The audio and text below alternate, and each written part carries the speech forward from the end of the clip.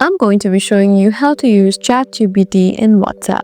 So there are a few ways you can use ChatGPT inside WhatsApp, but there isn't an official WhatsApp plus ChatGPT integration yet. So people use workarounds, so we'll be doing that. Make sure you have installed ChatGPT in your iPhone. And once you have that through the App Store, now you need to open the Shortcuts app. Just tap here and it's right there. Just go ahead and open Shortcuts. This should be already in your iPhone, so you don't need to install it. Now just look at the top right where you can see the plus button. Just go ahead and tap on plus.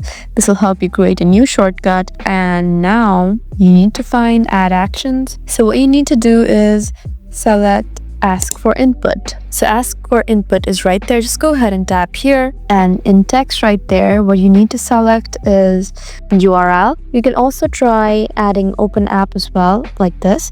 And in open app, just tap on app right here and select. First you need to select ChatGPT if you have the app. If you're using Safari, just use Safari. And since I have the app, I'm going to choose ChatGPT. You can name the shortcut something like send to ChatGPT and just tap on done. So now if you get a message or someone sends you a message in WhatsApp and you want ChatGPT to help with, just long press the message and copy it. I'm just going to show you an example. Just open your chat, could be anything. And once you've copied the message, you need to open Shortcuts again, open it, and now just tap on send to ChatGPT and just enter the text. Just paste it and tap on done. And this will automatically lead you to ChatGPT and you'll get a response. So there you go. I hope this video was helpful for you. Please leave us a like and drop us a comment down below, and we'll see you again in our next video. Thank you for watching.